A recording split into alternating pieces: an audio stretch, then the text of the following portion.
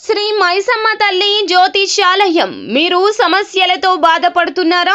ఎటువంటి సమస్యలకైనా శ్రీ మైసమ్మ తల్లి ముందు ప్రత్యేకమైన పూజలు చేస్తున్నారు. ప్రేమించిన అమ్మాయి దూరం అయ్యిందా? ప్రేమించిన అబ్బాయి దూరం అయ్యాడా? అయితే ఈ పూజారి గారిని ఒక్కసారి సంప్రదించండి. ప్రేమ సమస్యలకు ప్రత్యేకమైన ముడుపు పూజలు చేస్తున్నారు.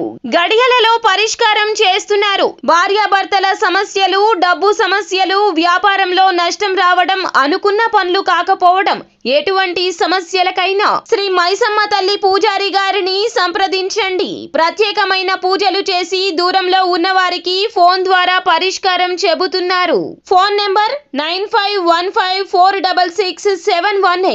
ఫ్రెండ్స్, అందరికీ నమస్కారం అండి. రేపు వస్తున్న మంగళవారం తిథి సామాన్యమైంది కాదండి. మొదటి మార్గశిర మంగళవారము. కుంభరాశి వారి జాతకులు, మీరు లక్ష్మీదేవి పటం ముందర ఈ మూట పెడితే చాలు, లక్ష్మీదేవి మీ ఇంట్లోకి సిరుల వర్షం కురిపించడానికి రావడం ఖాయము.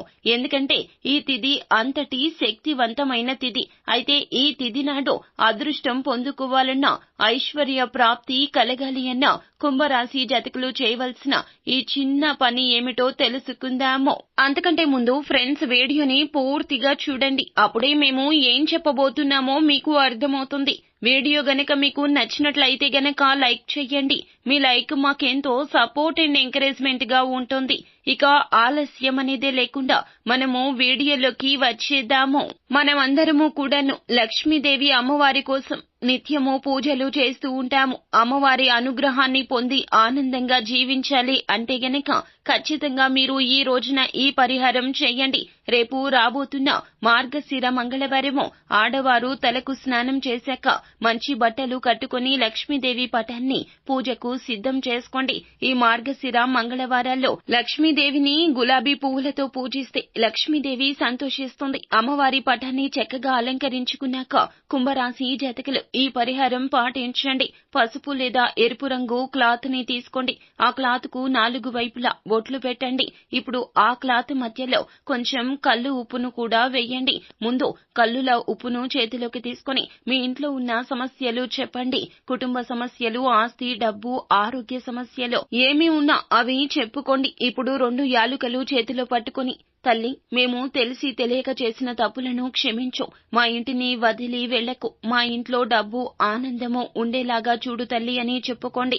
ఆ యాలుకలు కూడా ఆ క్లాత్ లో వేయండి. లక్ష్మీదేవితో పాటుగా ఆ క్లాత్ ని కూడా పూజించండి. అంటే లక్ష్మీదేవికి పువ్వులు సమర్పిస్తే ఆ క్లాత్ లో ఒక పువ్వును పెట్టండి. లక్ష్మీదేవి పటానికి అక్షింతలతో పూజ చేస్తే కొన్ని అక్షింతలు కూడా ఆ క్లాత్ లో వేయాలి. దీపము, ధూపము, హారతి చూపించాలి. ఇప్పుడు ఆ క్లాత్ ను మూట కట్టి మీ చేతులతో పట్టుకొని మీ సంకల్పం మరొకసారి చెప్పుకోండి. ఆ మూటను లక్ష్మీదేవి పటం దగ్గర పెట్టి ఉంచండి. ఉప్పు మరియు యాలుకలు లక్ష్మీదేవికి చాలా ఇష్టము. వీటిని మూట కట్టి పూజ గదిలో ఉంచడం వల్ల లక్ష్మీదేవి చాలా త్వరగా మీ పూజలకు ఆకర్షితురాలు అవుతుంది.